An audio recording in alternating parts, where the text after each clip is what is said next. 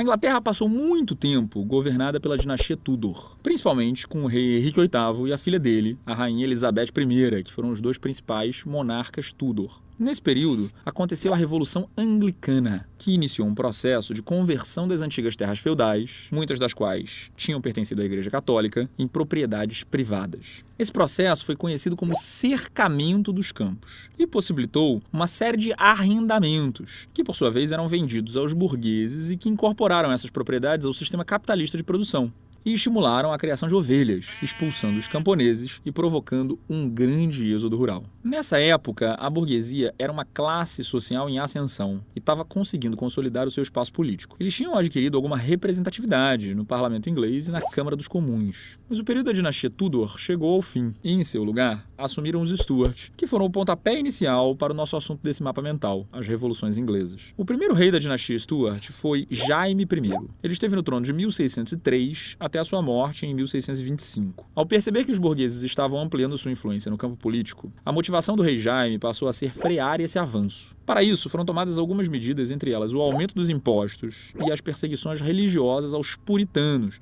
que era a religião seguida pela maioria dos burgueses do parlamento. Em determinado momento, ele chegou a dissolver o parlamento, que ficou inativo por 8 anos. O reinado de Jaime I foi sucedido pelo seu filho, Carlos I. E o Carlos I governou de 1625 até 1649. Esse novo rei tentou seguir exatamente a mesma política do pai, de perseguição dos burgueses, mas ele não tinha a mesma moral. Ele tentou aumentar novamente os impostos para arcar com os custos de uma guerra que tinha rolado contra a Escócia, mas o parlamento burguês não aceitou, como vinha aceitando, e foi aí que começou a chamada Guerra Civil, ou Revolução Puritana. A guerra entre o parlamento burguês puritano e a coroa se estendeu de 1640 até 1649, quase uma década de guerra civil. Ela ficou mais intensa em 1642, quando Oliver Cromwell, guarda esse nome porque ele é muito importante, um líder puritano, convocou a base da pequena burguesia e dos camponeses para formar o New Model Army, também conhecido como Exército de Novo Tipo em português. O exército ficou também conhecido como Exército dos Cabeça Redonda, porque eles se recusavam a usar perucas, que era um tipo comum, né, de adereço da nobreza. Nesse contexto, destacaram-se os diggers e os levelers, os cavadores e os niveladores,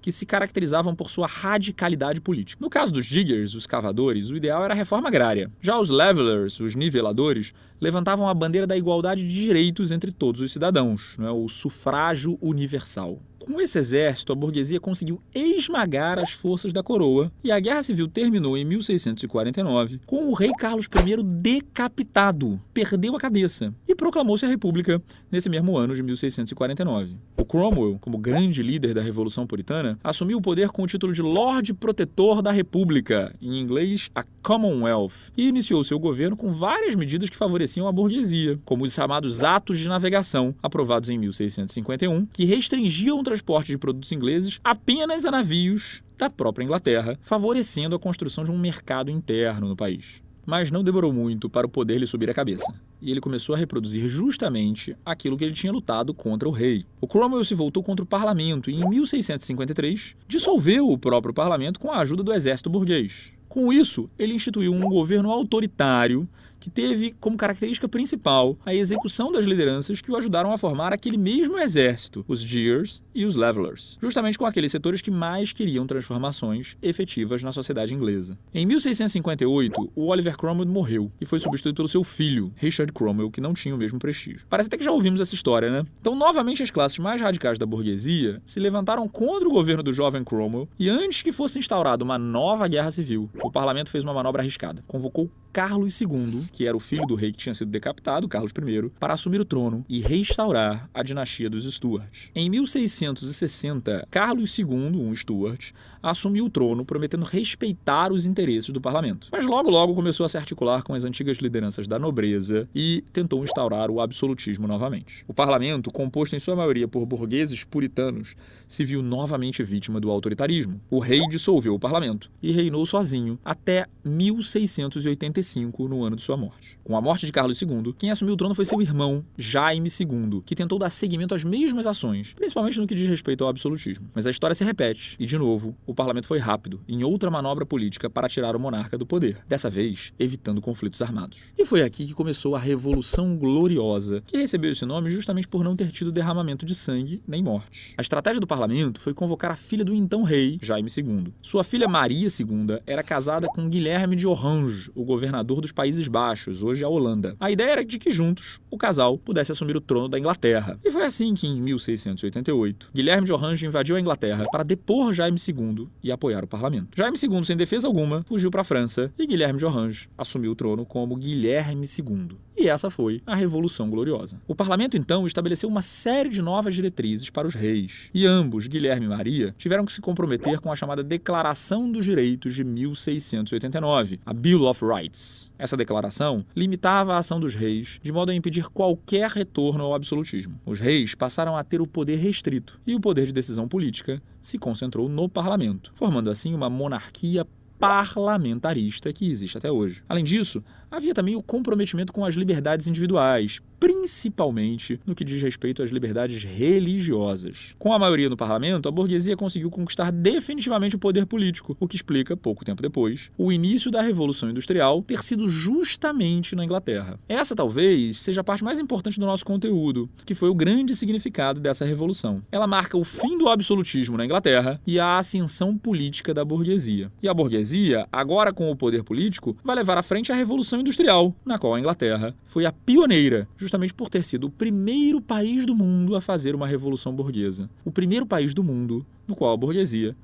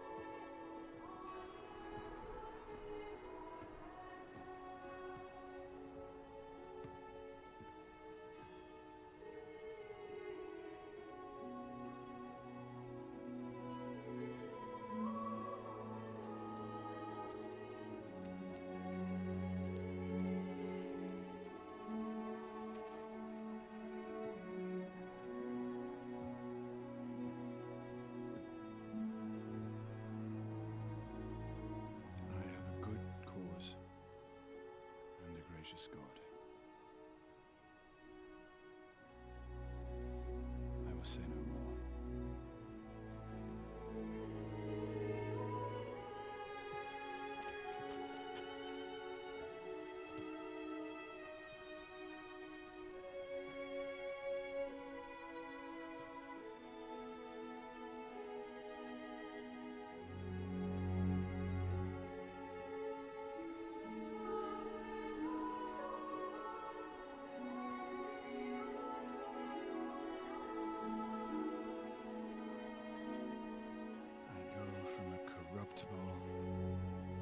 To an incorruptible crown, and no disturbance can be, none at all. Remember.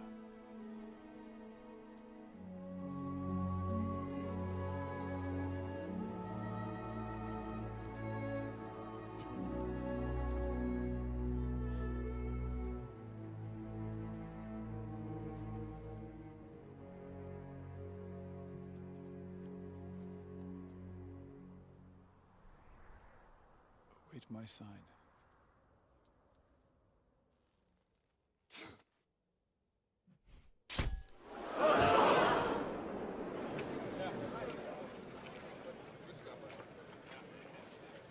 Red.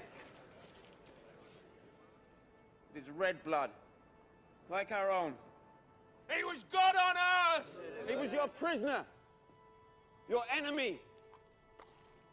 A man who killed your brothers for gold. Have you forgotten?